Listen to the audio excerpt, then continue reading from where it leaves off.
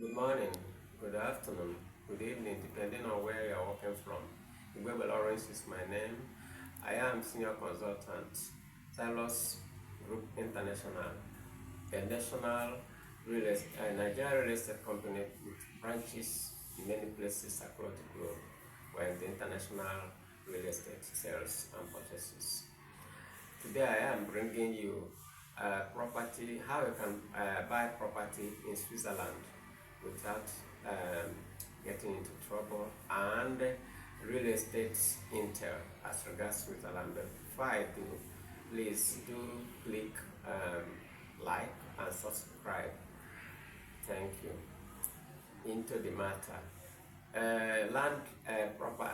Properties are classified, the type of land title they have in Switzerland basically for the freehold, which is called, which empowers the owner to have absolute right on the property to use, to enjoy the benefit, to dispose, called Freiheitsrecht. This is the very highest of land title in Switzerland. The next title is leasehold. This leasehold is where one is making use of another's property for a stipulated length of time, though can go as maximum as 100 years, and it's called Baurecht. And the property registrations in Switzerland is property registration in Switzerland is some code of obligation from the person that is registering. The next type of title is joint ownership or co-ownership, which is called Miete Gentle. This is where two or more people own a property. Maybe they own it in the percentage of the amount of money they invested while they were buying the property.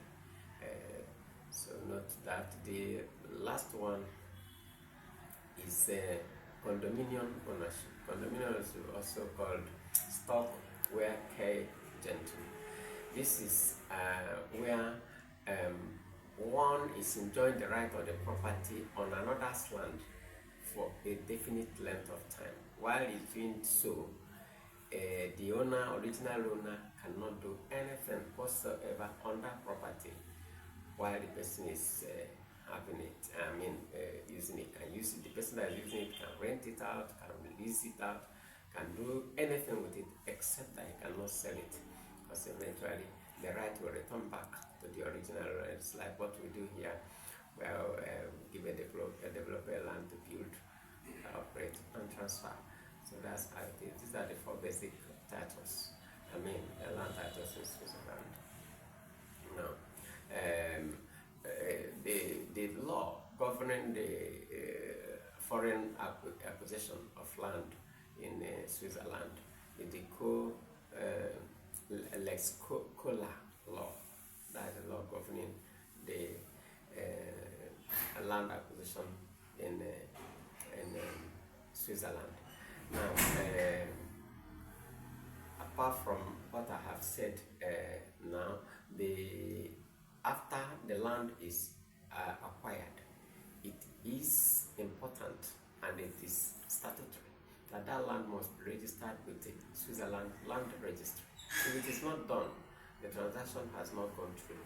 Though you may be owning the property, but it must be done. It must be registered with the Switzerland Land Registry to make it valid. So whenever anyone is buying land for you in Switzerland, make sure that land has gone to it is clearly registered in the Switzerland Land Registry, regardless of the type of land you are acquiring. Now, can a foreigner buy land in Switzerland? Yes. A non-resident foreign, yes, he can. But he is subject to some restriction and government approval and authorization. You don't just negotiate. I mean, just see property, or maybe somehow somebody shows you property and you buy. I mean, non-resident person doesn't work that way. They must walk through the process of getting government authorization. If you get this and then that is the only time you can move ahead. Switzerland is generally a quiet place, I don't know, where super rich and powerful people live. So they are very conservative. So and land is governed by location. The land that is for vacation land, where all those powerful people stay, not hope to buy land here. It is a no, you may never be able to buy land. Not that is a complete exclusion, but don't bank on it. Where you are a non-resident from foreign is likely to get land is land for tourism. Yes, you can get land. Even that, you are subject to buy a home, just one property. A second home, if you buy it without asking question, you just bought it for nothing, because that property you may never rent it out. That's a quota. Each year has a quota, just like what they do in Nigeria.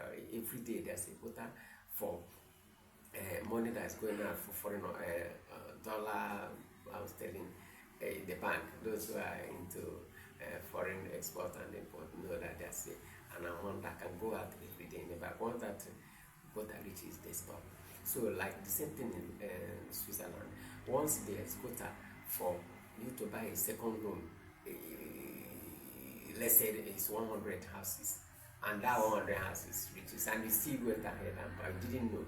In that case, that property you never rent it. It's either you go and live there, or it is just forever. I mean, until whatever happens. So, since this is the case, they brought down that if you're going to buy property as a foreigner in Switzerland, you need the services of serious notary that understand Switzerland law and understand this quota system, and when it's happening, that's the only way possible buy a second home in Switzerland and make use of it and be able to rent it out.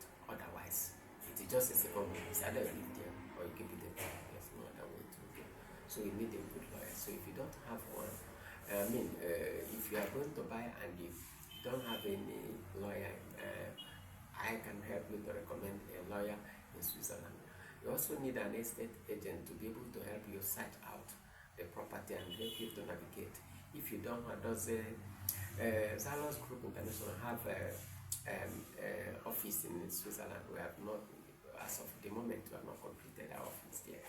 But if you need my help, I can help you to get an estate agent in Switzerland. I recommend, it's a recommendation, a competent one.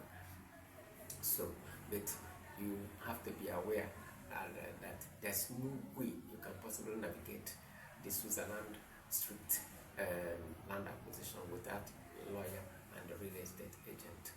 Very, very vital. In other countries can happen, but not in Switzerland. It's a very conservative place. Then, if you're even going to buy, then you need, if you need Switzerland mortgage, in that case, if it goes through, then you need to bear in mind that you're paying as much as 20 to 30% down payment. That's the only way you can, that's the way it goes there.